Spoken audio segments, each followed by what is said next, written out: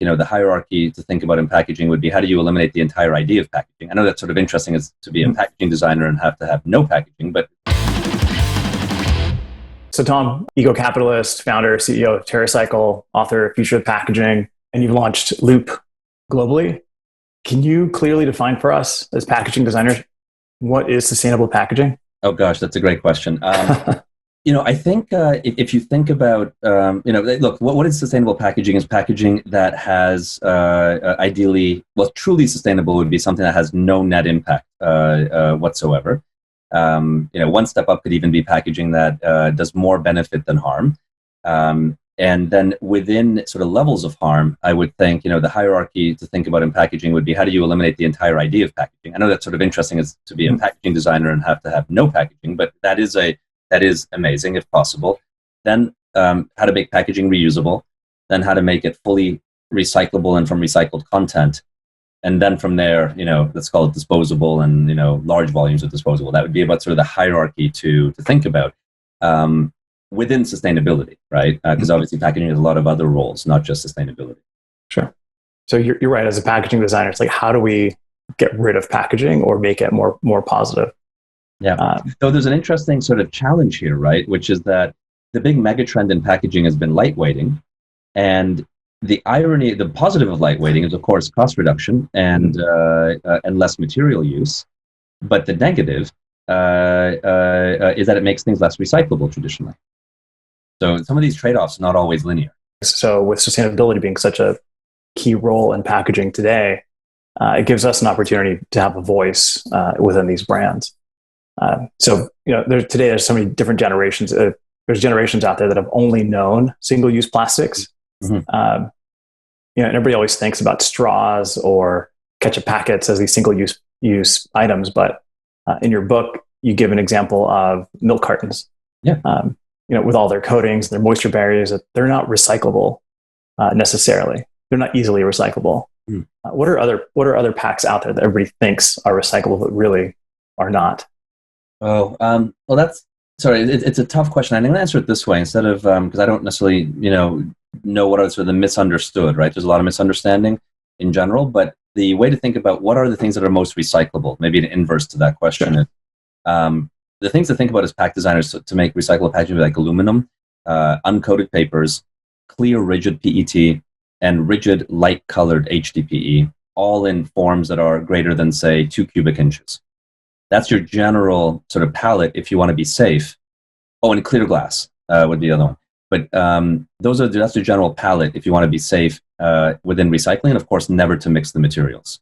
Now, the challenge, if you're a pack designer, that's a very limited palette, but that is the palette to think about if you want to design into today's average recycling systems. And the effect of what we're going through now in COVID is only going to make this more challenging.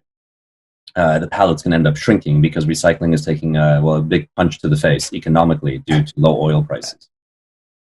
Right. No, I just spoke to someone in a Utah recycling center, and he's like, I got 40 tons of clear PET just sitting out here, and I can't sell it. I can't recycle it. So what happens to that type of stuff that right now where people are putting it in their curbside, it's being collected, but they can't recycle it? What ends up happening to that material? It's disposed. It just disposed. Disposed. Yeah. So the what makes something recyclable, and this is so important, it's not the R&D of the pack or anything like that, which is where pack design usually focuses. It's entirely the business equation, right? So if a garbage company can make money, it's recyclable. And if a garbage company inversely can't make money, it's not recyclable. I mean, that's it. That is the fundamental question. So the way to design into recyclability is not calling a recycler and say, could you recycle this? Or could you compost this? But asking them, would you want to? Would you be happy that this shows up in the recycling stream? And the answer to those two questions of could you versus would you are wildly different usually. In fact, compostable is a good example where everyone thinks it's such a wonderful thing because composters said it could be composted, but no composter really wants it. Sure.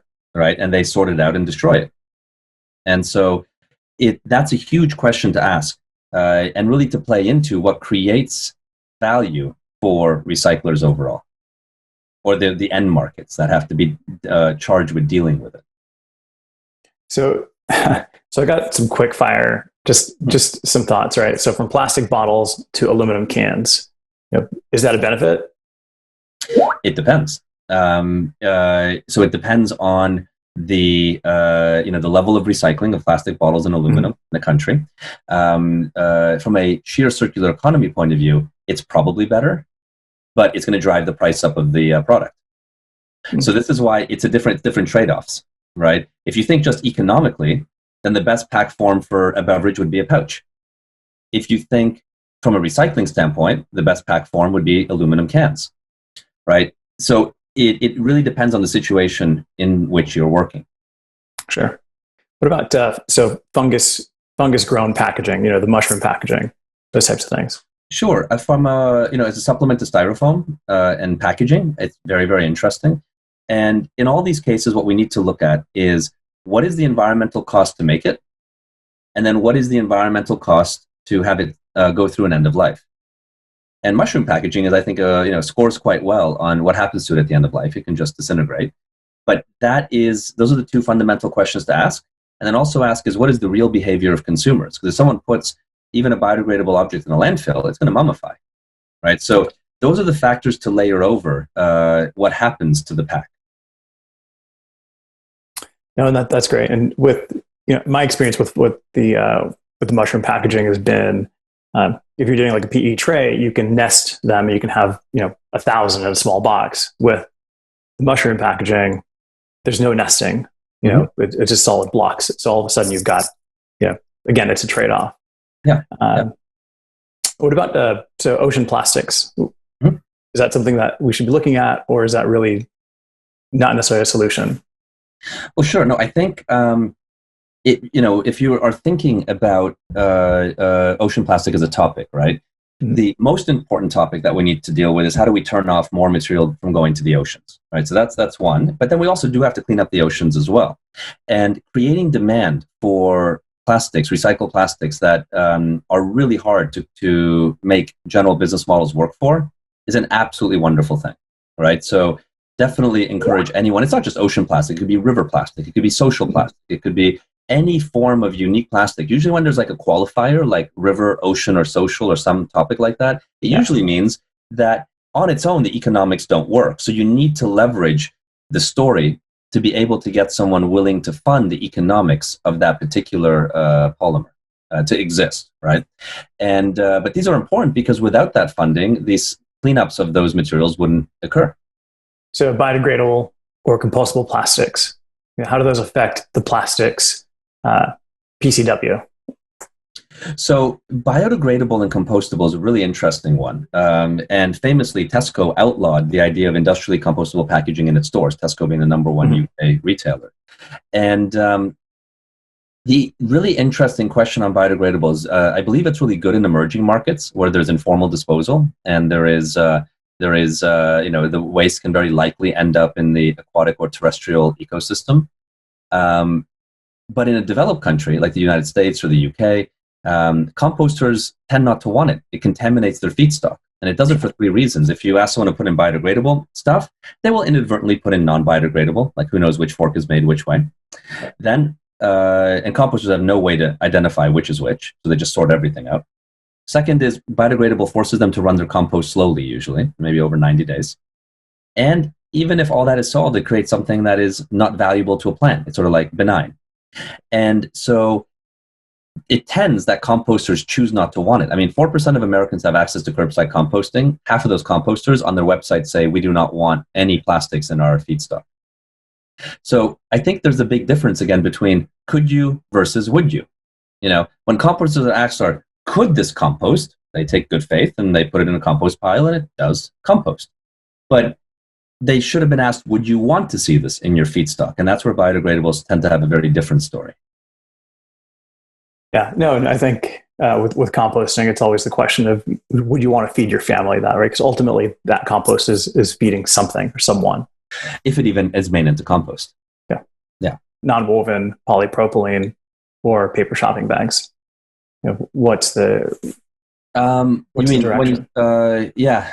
Paper or plastic. It's a good question. And it really, again, fundamentally depends on that local. Sorry for saying a lot of "it depends" answers. No. It depends on the local location, right? Like, what is the infrastructure? Is there plastic bag recycling? What is it a robust plastic bag recycling system with a good business equation, right? And this is what you want to end up thinking about: is does the waste management industry in that area want this, or does not want it in their feedstock? Not can it be recycled or it can't be recycled, but do they want it? That's going to really answer the difference between something like paper or. Gotcha. My dogs are going nuts. No worries. I hear it. No worries. You launched Loop. What exactly is a closed loop system? So Loop is a closed loop system is when the materials keep going around in the system itself. What Loop is a platform for reuse, and it is a closed loop system as well, where consumer product companies can create reusable versions of their products, and then retailers embed the Loop offering into their physical and digital stores. Right now, it's just digital, and it will be physical in Q4 in Japan, Tokyo, Portland, and Paris, and the number of other cities coming after that. But net. It's a platform for reuse. Sort of like organic is a platform for better farming practices, Loop is a platform for reuse. And then operationally, we have an operational task, which is pick up the dirty, sort them out, store them, clean them, and provide them back to the manufacturers. So our role is to try to get as many brands involved, try to get as many retailers involved, and then to run the waste management function of reuse. Wow. So is that system, is that realistic for all types of companies? Retail, cosmetics, food and beverage? Absolutely. So Loop is engaged with most of the world's leading packaged food, packaged beverage, home care, and personal care companies out there. It's been pretty phenomenal, the appetite from brands to join in. And 15 major retailers are working with us. Either they've already launched or launches are coming up. And we're also seeing sort of specialty areas like fast food or boutiques and other things get involved as well. But so far, we haven't seen an area where it's unapplicable. It's just sort of picking where to focus first. Sure. Then as packaging designers, how do we design for a closed loop system like this? So in durable design, right, there's two things to think about. One is the physical item, and then the other is the business model of the item. Right. So in Loop, the business model is we collect back the packaging, clean it, and provide it back to the manufacturers who fill it. For that to exist, we need packaging that can keep going around many times. So packaging that is physically durable, ages beautifully, and can be cleaned. And those sometimes are inverse ideas. So in cleanability, you want to have few parts. You want to have, not too many angles. You don't want to have two materials on top of each other, because what about the dirt in between? So on and so forth. Got it. What's been the most successful within Loop so far? It's hard to answer it that way, because it's a collection of products, and it's not like one. They sort of like sell at the rate they ought to sell in. What's really exciting for us is Loop is moving to in store. And that's when really the exciting volume will start coming to bear. So that's what we're really excited about coming up in September, October, and November of this year. How's COVID impacted Loop? So Loop has not seen an effect on COVID. Okay. Thank goodness. We have a big professional reuse cleaning apparatus behind it, so that helps with that, and people have confidence. COVID is going to be challenging for recycling because oil price is going down. But it should be good for the environmental movement at large. People caring more about all things environment. So it's going to be a mixed bag, and we're excited to see sort of what does it look like on the other end. I guess what's the low hanging fruit for brands to start considering in terms of this reusable type of packaging? So the easiest way to enter into reusable packaging is to look at simple, stock containers that already exist and think about how to repurpose those to get learnings on reusable ecosystems. But the real exciting aspect is the more complicated, where brands can really design into spectacular new designs with new features and new materials that otherwise wouldn't be possible before. Is Loop the only company doing this? If a brand wants to get into that? Well, at the moment, we're the only one that's a reuse platform like this, but there's a lot of really exciting startups playing in the reuse arena. Okay. And do you play a role in some of that, or is that becoming competition? No, I wouldn't say it's competition. It's just a different way to experience reuse. So we are a we refill for you type platform where you throw it out when you're done, and then the system takes it, cleans it, and gets it bottled again. And there's other models, and those are just different ways people can experience reuse. I guess you could call it competition, but we sort of view it as a different sector of the reuse economy. I know this is, we kind of dug into the packaging and everything else, but from you personally, how did you even get to this point? 10 years ago, you weren't doing this. Like, how did you go down this path to become this leader in the space? For me, I've it's been actually now, thinking about it, 17 years in running TerraCycle. So it's been a little while. I started out of my college dorm room in my freshman year, and I was always interested in purposeful business, using business as a tool to create positive change. And I just fell in love with waste because it's just such a big topic that has, relative to its scale, very little innovation. And it could just be maybe that we're repulsed by waste, or we're just not attracted to it from a sort of sexiness point of view. Garbage isn't all that sexy, typically. It's crazy. So then, we've in your book, you talk about sachets and being able to eliminate those. There's discussion on pouches. I see a lot of brands touting pouches as a sustainable model, only because of its ability to reduce the size. And again, like we talked about, lightweighting. Our sachets, and I know the answer coming. Our sachets, right? Yeah, poly pouches. Yeah, man. So look, here's the way to sort of weigh a sachet, right? It brings some amazing pros and cons. The pros are it's the cheapest way to package something. So it gives access of products to people who could otherwise not afford them, both in quantity and in just net cost. Because if someone's paying 2-3 rupees for a sachet of shampoo, they probably couldn't afford a bottle. And so it brings access to people who could otherwise not get soap and shampoos and other very important things for health. That's a huge, huge positive, and probably the most meaningful positive. But because of its low, because it can attain those low economics, it also has very low desirability to be collected and recycled. And that's the other side of the equation. And this usually is what tends to happen. As we make products more accessible, they become less desirable by the waste management industry. And that's this eternal conflict in packaging, right? The more value you put in, the more recyclable and desirable it becomes by the industry, and the inverse occurs as you take value out. But there is a human benefit to that. And this is sometimes the challenge, is that we trade off, who are we going to benefit? And there's a tension between benefiting humanity and benefiting the planet. Sure. Right? And that is problematic. If we move a huge amount of people out of poverty, that's a wonderful humanitarian exercise, but we've now just strained the planet that much more because we've moved people who weren't big consumers into being big consumers. So this is, I think, a natural tension that we have to contemplate as we think about these questions and how we want to affect them and what to do. So I guess, do you bail water or do you fix the hole? You do whatever you can be successful at, I think. Right? Whatever you, in that moment, can affect is what you should do. That's awesome. Right? So I'll give you an example. Like, we run cigarette recycling. Now, I'm not a smoker. I think the best thing that should occur is people should stop smoking, right? But I asked myself, like, what could I do? What could I be more effective in?